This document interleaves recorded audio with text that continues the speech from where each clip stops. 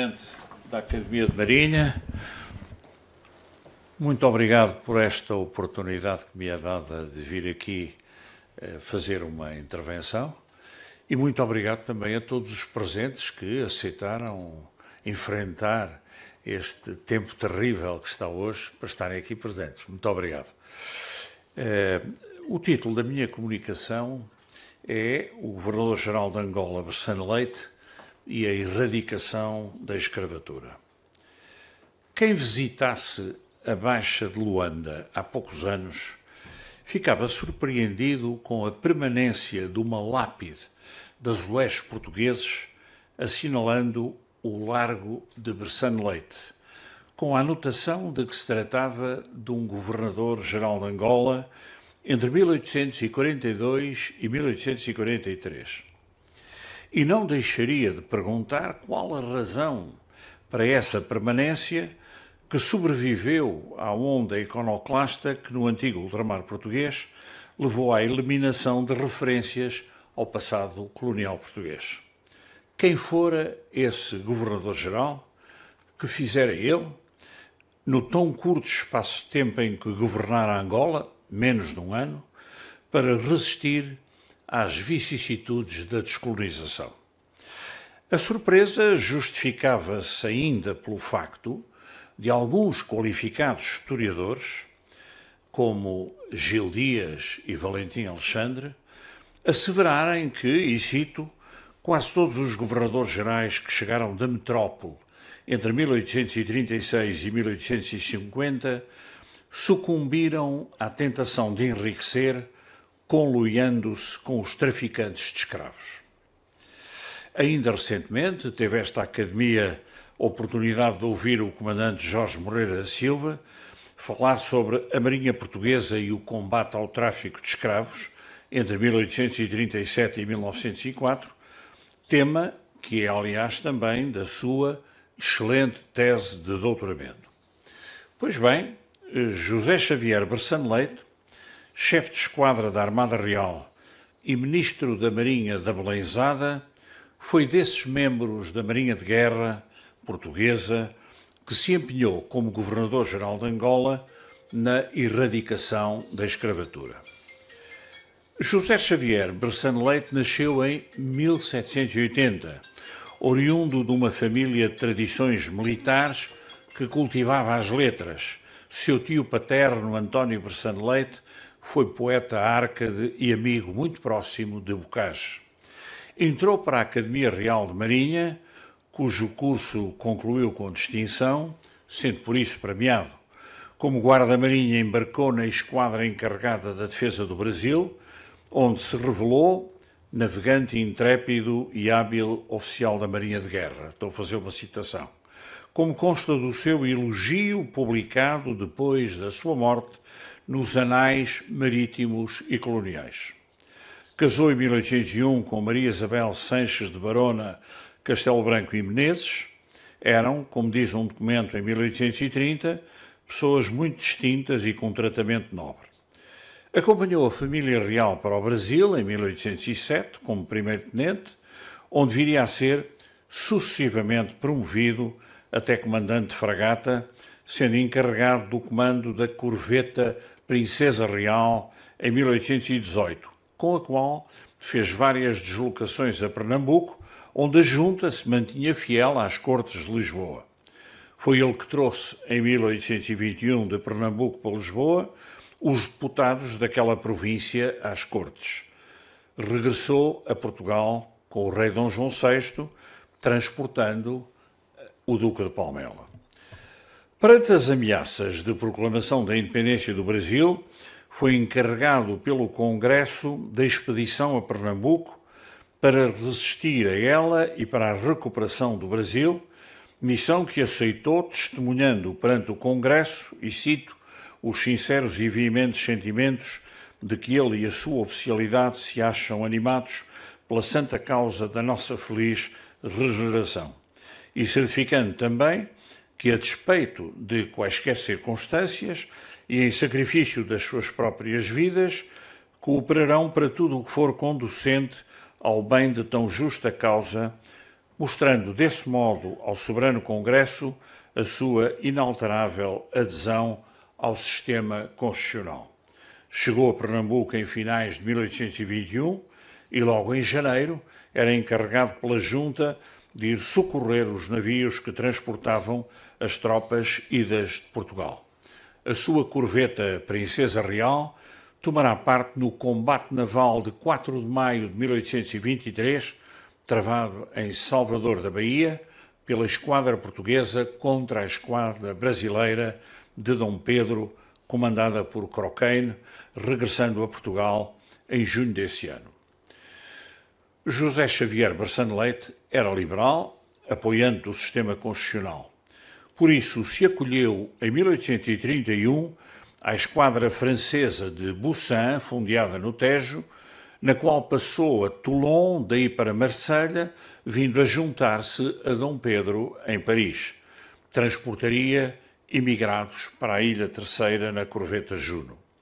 Desembarcou no Mindelo, vindo a bordo do navio Regência, e tomou parte no cerco do Porto, participando na tomada do convento da Serra do Pilar pelos liberais, onde ficou ferido.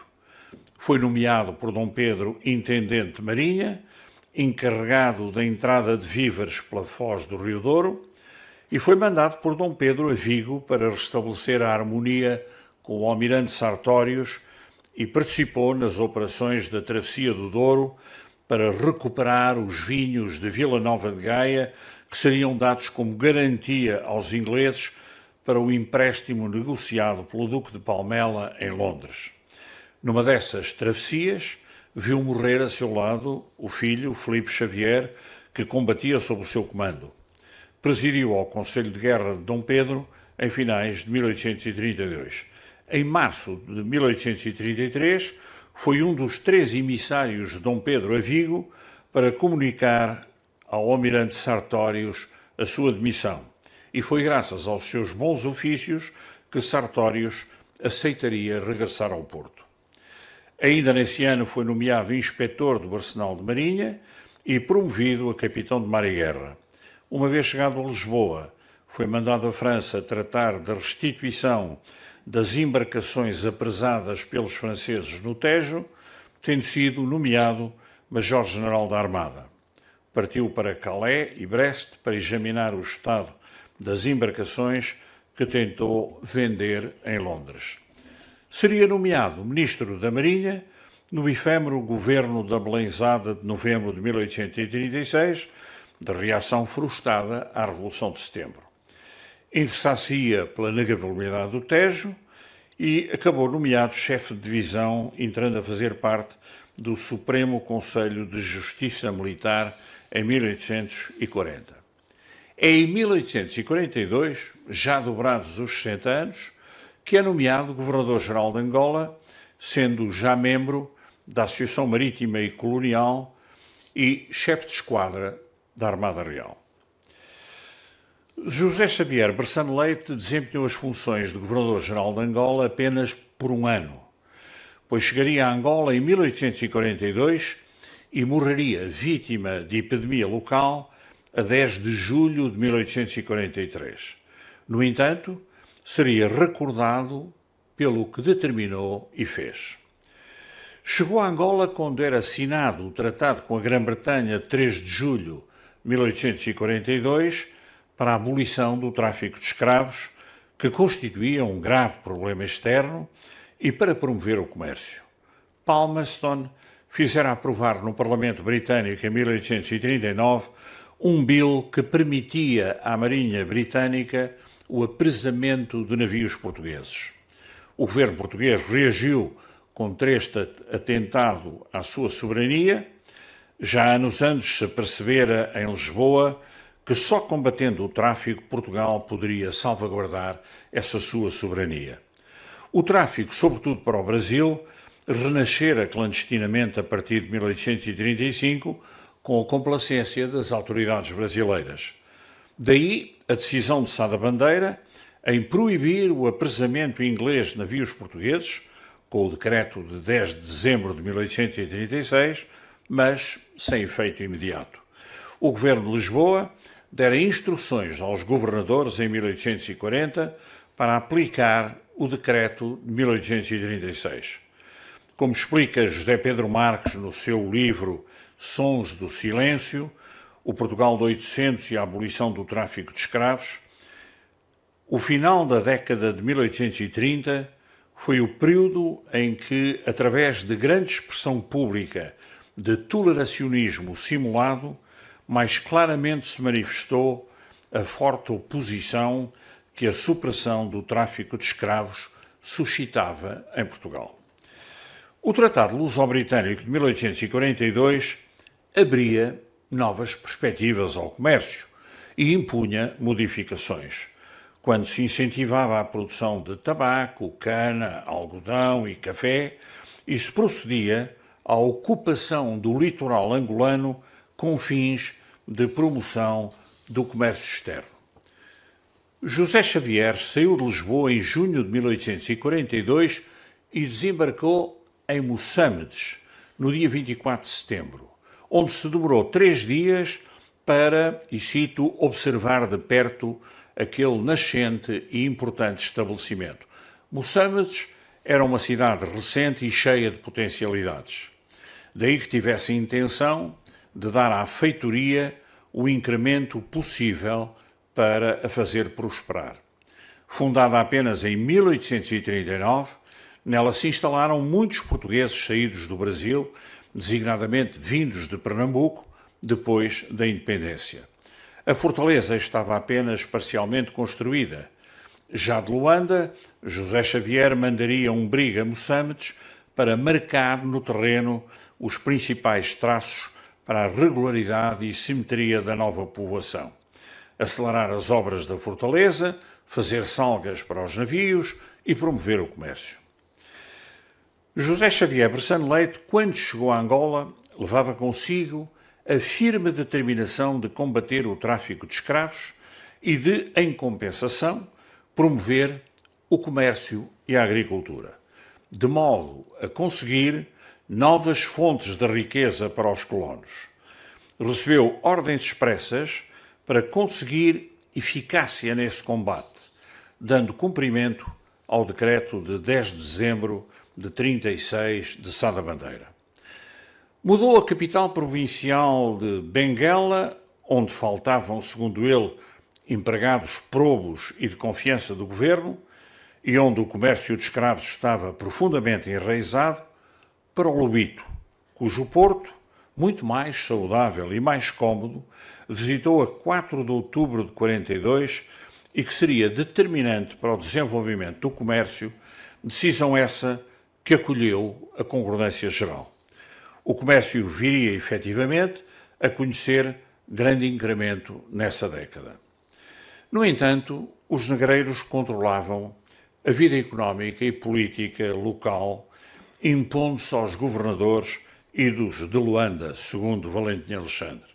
Negreiros esses que se opunham violentamente à abolição do tráfico de escravos, ameaçando o exercício da soberania no dizer de Gil Dias.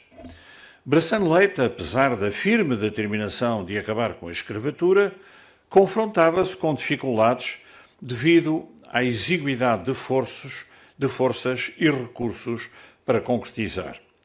Enviou uma muito lúcida exposição ao Ministro e Secretário de Estado dos Negócios da Marinha e Ultramar sobre esse problema a 17 de maio de 1843. Dizia ele: de todos os cuidados que me agitam e comprometimentos que me ameaçam, os únicos por mim toleráveis são os provenientes do maldito tráfico da escravatura. Porque não tendo eu forças nem meios para o evitar absolutamente, e no caso de os ter e pondo-os em prática, como infalivelmente faria, achar-me-ia só, em campo destituído de todo o auxílio particular e no meio de uma conspiração geral. Os motivos de não estar a população indisposta comigo é por conhecerem a minha boa vontade em lhes administrar justiça e de lhes promover, em termos lícitos, a sua ventura, e de conhecerem que os obstáculos e transtorno que lhes tenho feito e poderia fazer às suas especulações ilícitas, apesar de todos os esforços e vigilância minha, não poderão causar-lhes grande dano pela escassez de meios para isso. Esta falta de posição em que me acho, dizia, é para mim verdadeiramente penosa, porque ainda que me esforce em ser homem de bem e tenha a felicidade de tomar ao tempo todas as precauções, e mesmo distribuir com acerto as forças à minha disposição, isto não bastará para ficar ao abrigo da maldicência e da calúnia.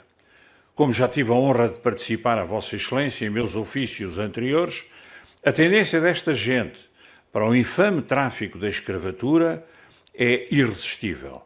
É como uma paixão violenta arraigada no coração e que, por ora, não há persuasões que os afaste das suas intenções.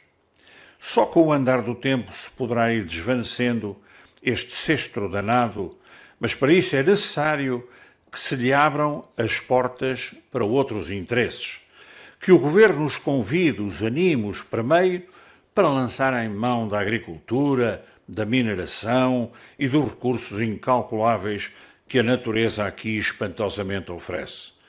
Para facilitar estas vantagens, torna-se absolutamente necessário beneficiar o país com boas estradas, com a fácil e segura navegação dos rios, com o estabelecimento de colónias de gente agrícola e industriosa mandada de propósito da Europa para este fim.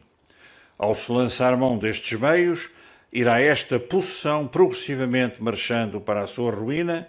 A não se lançar mão destes meios, irá esta possessão progressivamente marchando para a sua ruína, porque os seus habitantes, não desistindo por ora do tráfico ilícito, ou perderão as suas fortunas, ou vendo que não as podem aguentar, evacuarão um país ingrato que lhes não oferece comodidades de vida nem os meios de fazer fortuna. Estas, seguramente, serão as consequências do abandono em que tem estado esta malfadada província se o Governo de Sua Majestade não tomar, quanto antes, eficazes medidas para obstar a tão iminente desgraça. Esta opinião corroborava a do juiz de direito que, em 9 de fevereiro de 1843, informava também Lisboa que a abolição do tráfico da escravatura posterior veio, na verdade, cercear e muito os rendimentos públicos. Mas com essa proibição não se extinguiu, de facto, o mesmo tráfico. Muitos, até de sobejo, serviam eles para as despesas da província, se dos escravos que entram na cidade afluíssem aos cofres as tornas que por essa importação lhes são devidas. Porém, lá vão para os lobos do contrabando ou repartidas pelas autoridades coniventes, das mais altas até às ínfimas. Só 1/10 parte dos escravos entrados na cidade pagam. José Xavier teve que enfrentar, por isso, na Catumbela, a revolta dos que não aceitavam a abolição da escravatura. Mandou inclusivamente para Benguela, como ajudante do governo, o seu próprio filho, empenhou-se na eliminação do tráfico de escravos, que conseguiu diminuir. Teve a sua vida em perigo.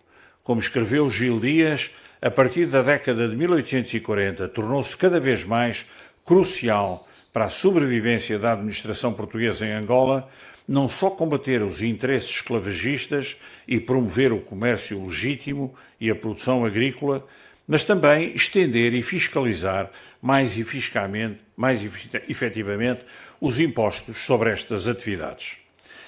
Enfrentou igualmente insurreições em Novo Redondo, com ataques às prisões pelos gentios, para onde mandou uma escuna em finais de 1842.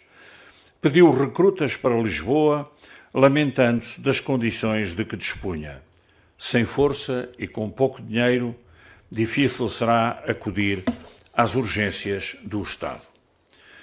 José Xavier não se cansava de pedir para Lisboa o envio de colonos, agricultores e operários, e não degradados morais.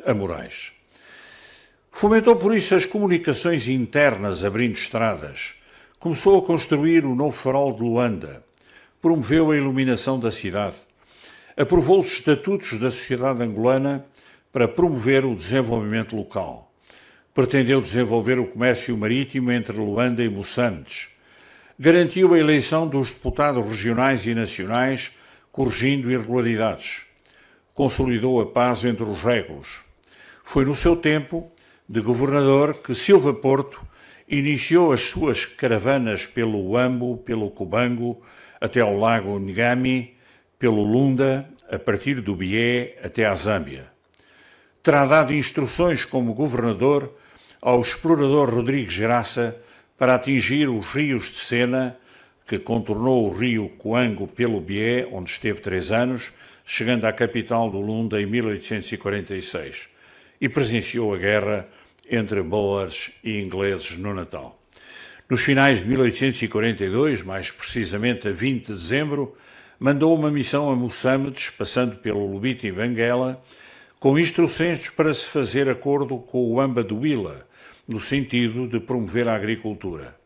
A missão saiu de Moçambique a 16 de abril de 1843, caminhou 40 léguas para o interior a leste de Moçambique, até ao Willa, onde chegou a 24 de abril, e dali caminhou mais 108 milhas até à Xela. Voltaram a Moçambique a 22 de maio e chegariam a Luanda a 4 de julho, já com Bressane Leite muito doente.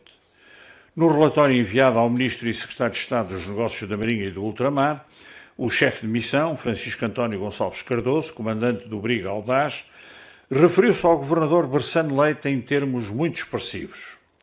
Aquele honrado chefe era um dos raros governadores que, ainda no último quartel da sua vida, vinha ao ultramar com o único fim de ser útil à sua pátria e falar a pura verdade ao governo de Sua Majestade Fidelíssima, de que tanta escassez tem havido, resultando graves prejuízos à metrópole e às suas ricas possessões ultramarinas, que no seu estado atual são títulos de vergonha para os homens do século presente. E acrescentava, no dia 10, às 10h30 da tarde, terminou aquele chefe a carreira dos seus dias e a África, sempre infeliz, perdeu um homem que em poucos anos a poderia apresentar como um dos mais fortes esteios a favor da prosperidade de Portugal. José Xavier Bressane Leite teve ainda que enfrentar problemas nas suas relações com o Conselho Geral e com o Conselho da Fazenda. Ao fim de um ano, porém, foi vítima de febres palustres locais, acabando por falecer a 10 de julho de 1843 em Luanda.